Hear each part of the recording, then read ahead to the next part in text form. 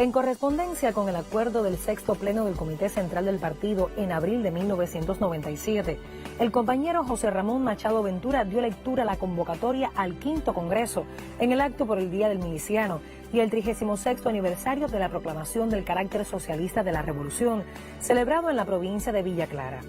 En ella precisaba que iniciaría sus sesiones el 8 de octubre de 1997, en el 30º aniversario de la caída en combate del guerrillero heroico, y culminaría el 10 de octubre, día en que nació la patria, al repicar la campana de la de Majagua, convocando a la guerra por la independencia nacional. El periodo transcurrido desde el Congreso anterior estuvo marcado por la desaparición del campo socialista y la desintegración de la Unión Soviética, hechos que provocaron serios trastornos en el desenvolvimiento de la economía cubana y que desembocaron en el periodo especial en tiempos de paz. A ello se unió la política de la administración norteamericana para recrudecer el bloqueo económico, financiero y comercial y tratar de destruir la revolución.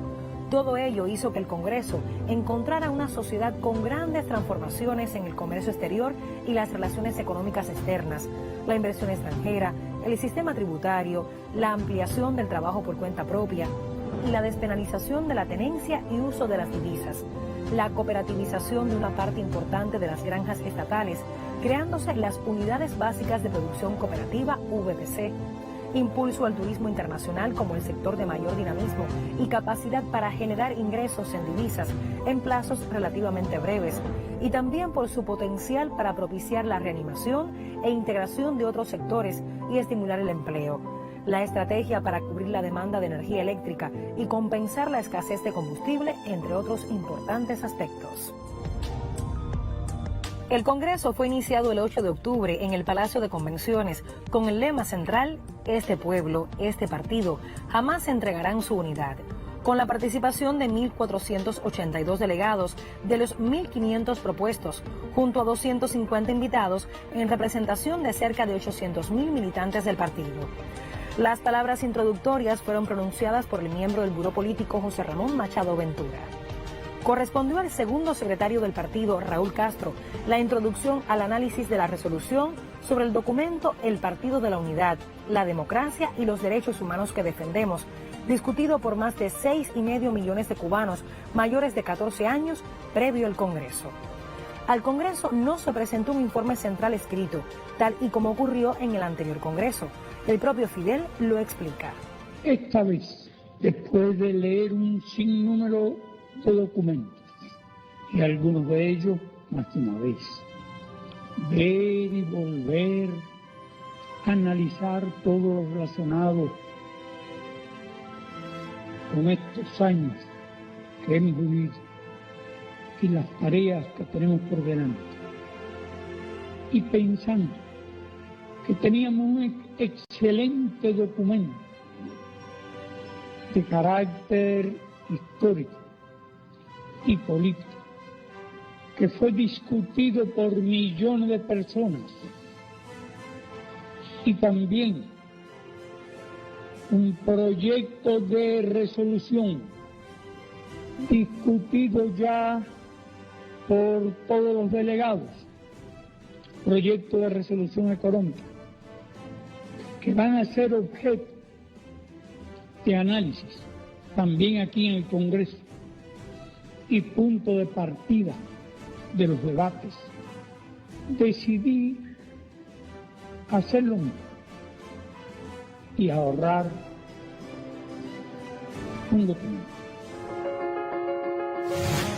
Fueron aprobadas 4 importantes resoluciones, una sobre el documento base del Congreso, el Partido de la Unidad, la Democracia y los Derechos Humanos que Defendemos, considerada como parte esencial de la plataforma ideológica y política del partido, otra sobre el informe central, una tercera sobre los estatutos del PCC y la cuarta sobre la política económica. Este Congreso trazó las pautas para las batallas futuras de la patria. El Comité Central quedó integrado por 126 miembros. Fueron ratificados por el Pleno Fidel y Raúl como primer y segundo secretarios del partido. Las palabras de conclusión fueron pronunciadas por Fidel. Y de este Congreso puedo decir a título personal, aunque estoy seguro que es también el estado de ánimo y el sentimiento de todos los compañeros. Y de ustedes. De este Congreso salgo con más convicción que nunca de que estamos siguiendo el camino correcto. Con más convicción que nunca.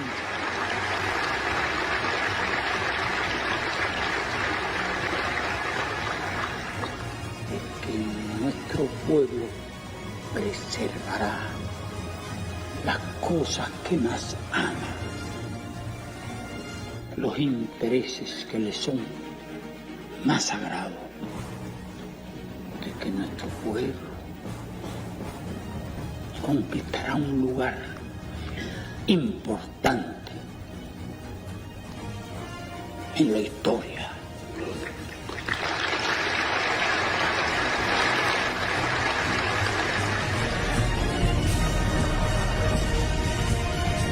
En la noche del 31 de julio de 2006, una noticia estremecía a la opinión pública. Difundida por los canales de la televisión cubana, la proclama del comandante en jefe al pueblo de Cuba en muy breve tiempo se repetía una y otra vez en los más diversos medios por todo el mundo. El impacto de su contenido fue inmenso. Tocó los sentimientos más íntimos de cada cubano, de cada militante revolucionario, de los cuadros y dirigentes partidistas, estatales y administrativos. El imperio pensó en el fin de la revolución y con ella el de su partido. Sin embargo, en Cuba nadie tembló. El pueblo se levantó en espíritu y armas y el cahuairán se multiplicó. El partido reafirmó su posición de partido de la nación cubana. Por esos días se preparaba el merecido homenaje por su cumpleaños 80. La alegría popular era inmensa. Los medios cubanos y de diversos países reflejaban su presencia en la ciudad argentina de Córdoba, en la reunión del Mercosur, en la clausura de la Cumbre de los Pueblos en la histórica Universidad de Córdoba y en la visita a Altagracia, la ciudad donde nació el Che. De regreso, sin descanso alguno, asistió de inmediato a la conmemoración del 53 aniversario del asalto a los cuarteles Moncada y Carlos Manuel de Céspedes, el 26 de julio de 1953, en las provincias de Granma y Holguín.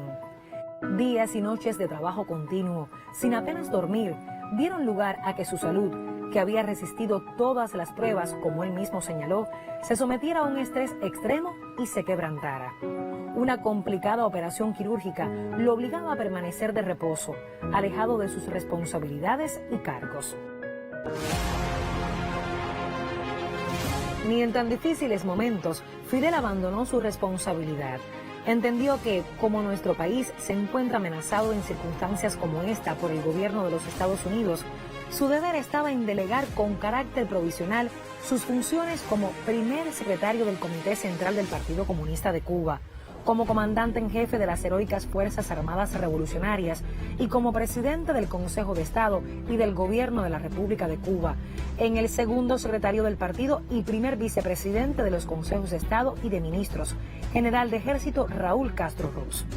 Por primera vez, después del triunfo de la revolución y la creación del partido, Fidel, su primer secretario desde la creación de las organizaciones revolucionarias integradas en marzo de 1962, no estaría físicamente al frente de la organización política fundada por él y dirigida durante más de 40 años. Formado por Fidel desde su más temprana edad en la necesidad de que el cuadro del partido no solo debe conocer la teoría y la práctica, sino también las ideas y las realidades, Raúl, junto al Buró Político, el Secretariado, los organismos de dirección provinciales y municipales, con el apoyo decisivo de la militancia, dio continuidad a la obra que juntos habían fundado.